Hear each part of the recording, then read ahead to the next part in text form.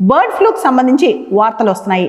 తెలంగాణ ప్రభుత్వం high alert ప్రకటించింది bird ఫ్లూకి సంబంధించి.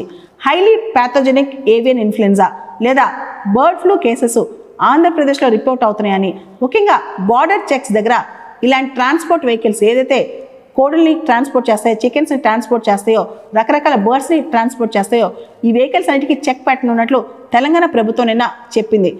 ప్రజలందరికీ కూడా అడ్వైజరీస్ జారీ చేస్తుంది. ఇక్కడ బర్డ్ ఫ్లూకి సంబంధించి మనం చూస్తే కనుక బర్డ్ ఫ్లూ అనేది హైలీ కంటేజియస్ అనమాట. బర్డ్ ఫ్లూ పౌల్ట్రీ నుంచి మ్యామల్స్కి, హ్యూమన్స్ కూడా సోకే అవకాశం ఉందంట. బర్డ్ ఫ్లూ అనేది చాలా కంటేజియస్, ఇన్ఫెక్షియస్ అని చెప్పొచ్చు. ఇంతకుముందు బర్డ్ ఫ్లూ మనుషులకు వచ్చిన కేసెస్ కూడా వచ్చాయి.